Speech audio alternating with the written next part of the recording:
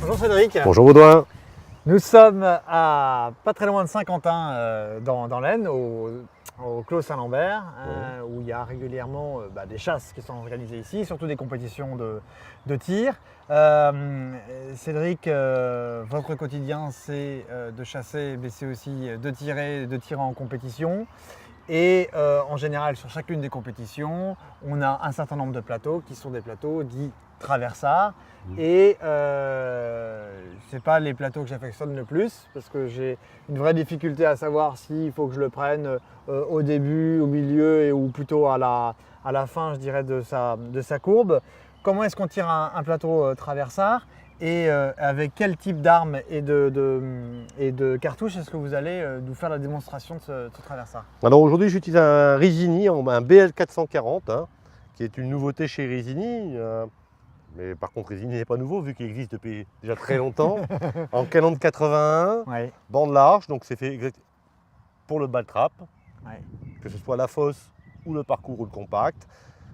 Équipé de choc, ce qui me permet par rapport aussi aux trajectoires de dire voilà, je tire comme ça ou comme ça. Aujourd'hui, je tire 3/4 et full.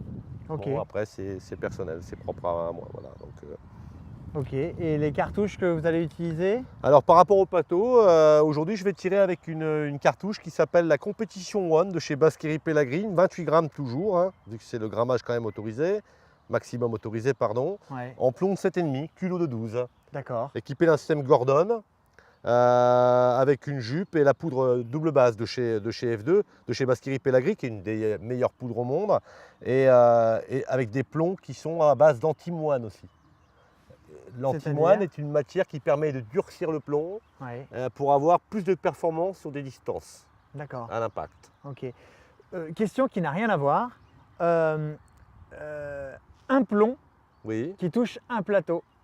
Est-ce que, à l'œil nu, entre guillemets, on va pouvoir voir que ce plateau est cassé ou pas du tout? Non, s'il n'y a pas de morceau, non, aucunement. Alors on a souvent vu le fait est de trouver des plateaux par terre qui étaient percés.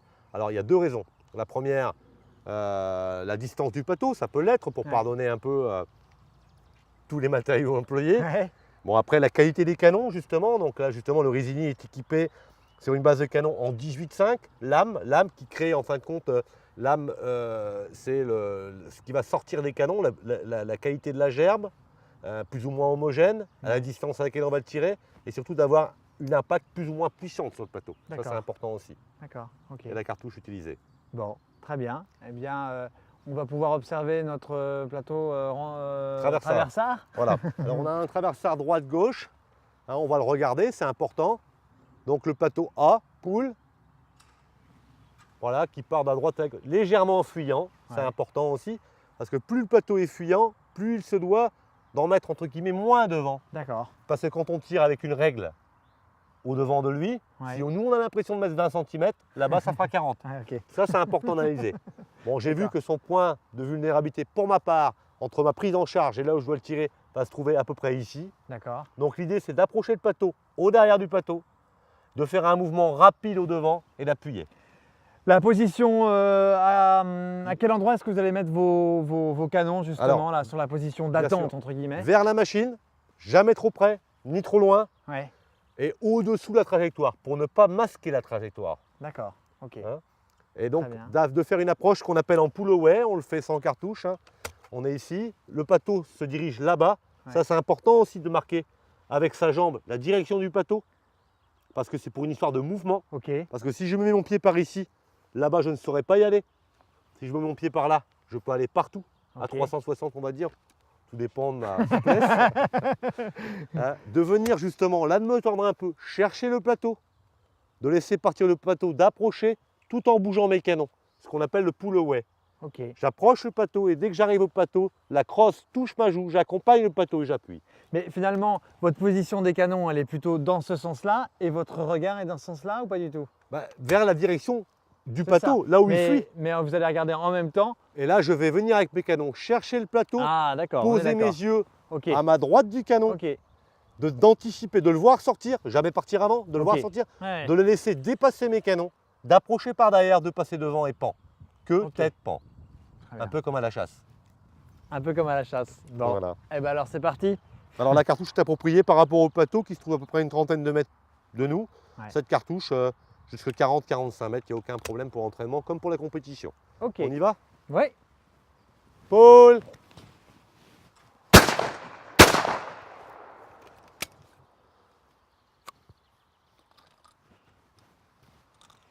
On tire un deuxième.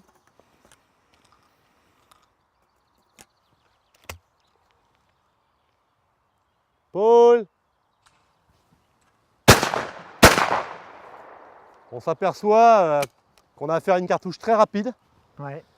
Et donc en fin de compte, justement, et l'équilibre du fusil qui est parfait, hein, qui épouse le moindre mouvement qu'on lui donne. Et l'apparence, il va vite. Donc il faut quand même être gentil avec le plateau. Ça c'est pour moi. Ouais. Pour moi personne. Ok. Voilà. On en essaie un dernier? Ah bah oui, volontiers. Allez.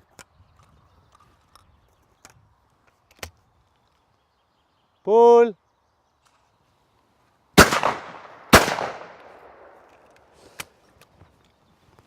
Sur les deux premiers plateaux, Oui, vous avez tiré en gros dans cet univers-là. oui, Et là, sur le dernier, oui. ici. Parce que justement, ça m'a permis en fin de compte, bon, je l'avais attrapé, mais j'ai tiré le morceau, comme on dit, Ah oui, oui, oui. hein, de justifier en plus ma position, D'accord.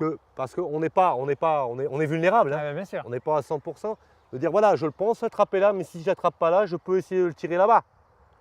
Mais si on n'y pense pas à tout ça, automatiquement on est contre, on ne pourra jamais le récupérer. Donc l'idée c'est déjà de se mettre comme si on était dès le départ perdant. On se doit dans la tête d'être gagnant, hein, Ah oui. et de se préparer éventuellement à le doubler. Ah oui. Voilà, c'est ça qui est important. Si je résume rapidement, il y a une chose qui me paraît très importante quand on doit tirer un plateau traversard, en tout cas de ce qu'on a vu là, c'est la position des pieds qui paraît indispensable pour pouvoir justement pas se faire surprendre en tout cas. La position des pieds, du corps, elle est vraiment, alors j'imagine que c'est pour l'ensemble des plateaux, mais là j'ai eu vraiment l'impression que c'était encore plus important ici sur ce plateau-là. Tout à fait, parce que bon, on a vu, c'est un plateau qui prend quand même une grande amplitude, il nous a pris beaucoup de terrain, et l'idée c'est de pouvoir bouger tout au long de son amplitude. Si on est trop statique, entre guillemets, trop fermé, automatiquement, de toute façon, voilà, regardez. Voilà. Alors que le fait de mettre un pied sur le devant, ça nous permet d'aller dans tous les sens. Et l'idée c'est toujours le mouvement qui va casser le plateau. Ouais, ça c'est clair. Lui est en mouvement et nous aussi on doit l'être. Donc du mouvement et surtout beaucoup de visibilité et voilà. Et ben merci Cédric. Merci Benoît.